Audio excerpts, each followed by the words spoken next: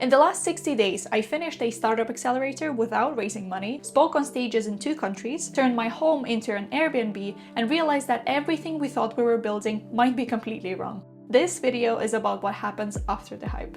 Quick context if you're new here, I used to work at Bolt. I quit to build a social business and documented everything on this channel. We joined a startup accelerator in Finland thinking that we were building an amazing scalable business. 2 months later, we're finishing the program without investment and with way more questions than answers. What we did gain though was clarity, just not the kind that we expected. I have a lot of people who are reaching out to me very sweetly asking how's it going, what's up, and at this point, over the course of the last 2 weeks, I have struggled to answer that it's going great. You know, before that it was exciting because I joined with Ansum, I was looking into every direction possible that we could do with this.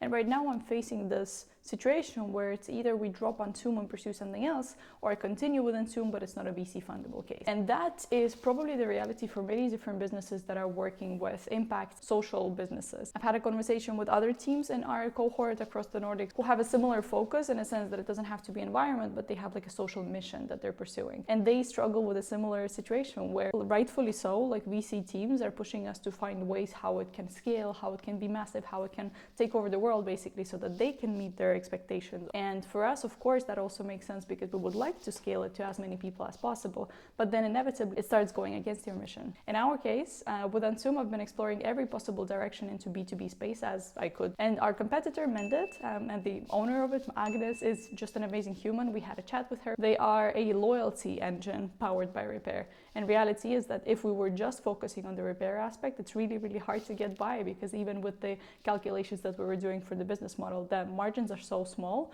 that it's actually quite difficult to make sure that this is the only part of the business that is there. So we would have to have some sort of other benefit. Let's say we wanted to help companies, fashion brands get to the B Corp certification, and then powering that with repair would be a way to get there. So we would provide some sort of tracking mechanisms and so on. So far, I mean, I haven't had that many conversations, so perhaps I can't entirely discount it, but the ones that I've had with giant brands such as Marimekko confirm the fact that for brands that aren't interested in this isn't really on their radar, and extended producer responsibility, which is a giant directive that's going to be coming from the European Parliament, it is just going to be forcing them into a certain direction, but that's not the ideal case scenario, so they will try to find workarounds. And for brands that do care about sustainability, such as Marimekko, they actually have their own giant sustainability team, and they don't trust external third-party tools to do all that work for them because they are responsible for making sure that the numbers are correct. There are opportunities that I can explore in talent, see maybe local businesses can work with this, or propose that to the government for it to be B2G, because every government in every European country will have to deal with the textile waste problem one way or another. And right now there isn't a good solution. So it's a perfect moment to jump on it, but be it local businesses or B2G, it's not an Antler fundable case. And not just Antler, it's not VC fundable case. Alex and I last week when we were working together in Finland, and we just fully put it on pause, not even touched it, and looked at every possible direction. Whatever we were looking at, either that already existed, or the competition was too high, or the opportunity was too low because the market was too saturated. And yes, like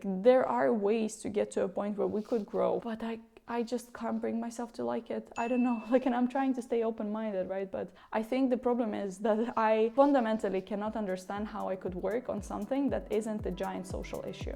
Which begs the question, why are you in a startup space to begin with? And look, we're looking at it from the perspective of January where I'm editing this video. Back then in October, I was exactly in the middle of understanding that perhaps this doesn't have to be this way. So I ended up going to a research trip in the south of Estonia, visiting different social businesses that have been either funded by bootstrapping or through European Union grants. And that was very eye-opening. That whole trip was made possible thanks to the Social Innovation Center in Estonia, so shout out to them, and my professor who sent me a link to a form to fill when it was time to register. We visited many cool alternative options to build a socially impactful structure of some sorts. We visited a manor school, which made such a deep impression on me. That place is unlike any other educational system I have ever seen or experienced myself. Well, they are a democratic school in a manor that had been renovated with European Union grant money, and the educational curriculum is built with the support of the students. So students get to weigh in on what they want, who are the teachers, what kind of studies do they get to have. I wanted to cry there on the spot from how amazing their social studies class was. We walk into a room that looks like a workshop. There's a 3D printer, soldering, all the different tools, and kids ages from 7, they were soldering a little model of society. They're physically building their houses, soldering, making sure that there's electricity in each house. They have different roles, they trade money kind of like in Monopoly, but they start understanding how society works, how taxes work, and contemplate different philosophical questions as well. For example, they were talking talking about what makes us in society behave appropriately right now. Where in Estonia, one of the least religious countries in Europe, we don't have God or religion dictating what is good and what is bad for us. And children, through that conversation, came to the concept of surveillance and how that makes us act in a certain way. Super cool. I hope these kids are happy and enjoying this, because those that we stumbled upon genuinely enjoyed their school experience. Not a single person in my school who would have genuinely said that when we studied. More of that you can see in the short form content, but that was an incredibly eye-opening experience and something that is helping me realize now that there are actually so many more possibilities than I was previously considering.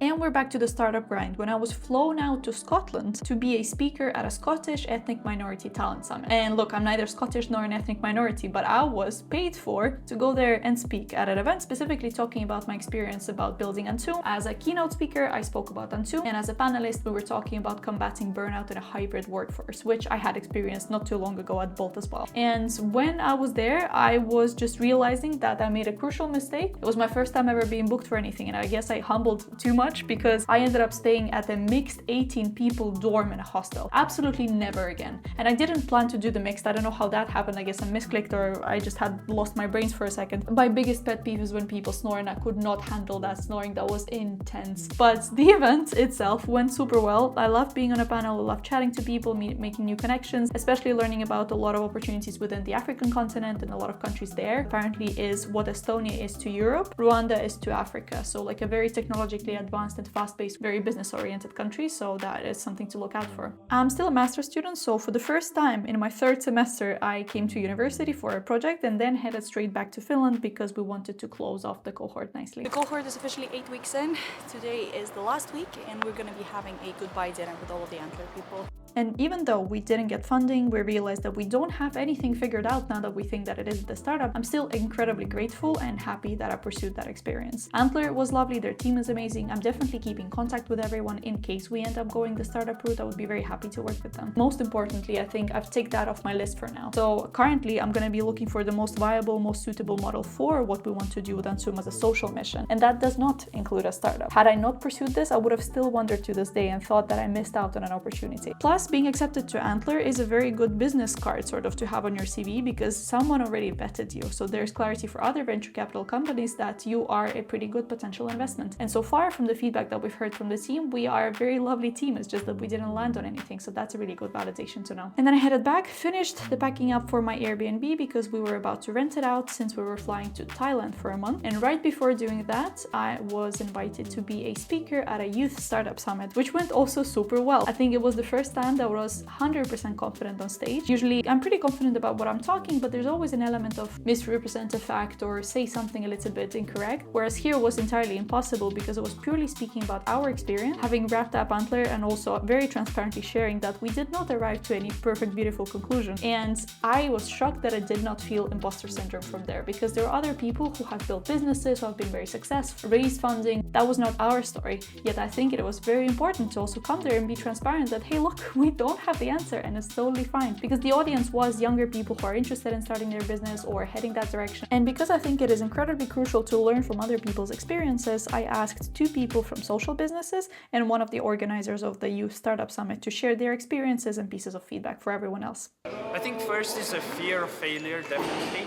And the second is you don't actually know what you're doing and you are not supposed to know what you're doing, especially if you're starting. Just try to write down few things that you know you can do best, do some basic things, and then try to follow up on it. Organizing this event was full of just writing down something in my notebook and then just doing everything one by one and always having a list for myself because then I was just getting lost. It's very hard to be so mentally ready for so many no's.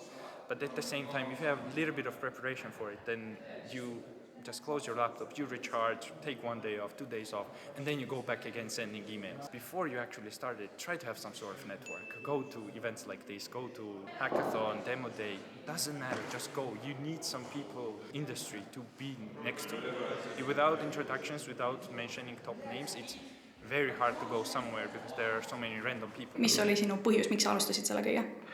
Sest ma nägin, et meil ei ole piirkonnas just seda, mida 16+ noored vajavad ja sain ise aru, et tänu sellele, et ma ise teen, on võimalik mingeid muutusi ellu viia ja sellepärast ma hakkasingi toimetama. Ja no mina soovitan võib-olla tõesti selleks, et midagi meie ümber muutuda saaks üldse, tegelikult tuleb lihtsalt pihta hakata.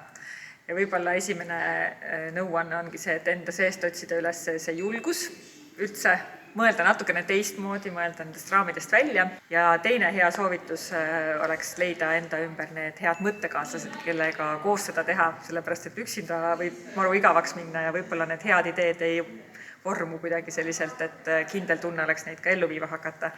Nii et julgus ja õiged inimesed enda ümber leida, kes veel sama särasilmselt ideed edasi arendavad ja ma arvan, et siis maailm muutubki paremaks paigaks.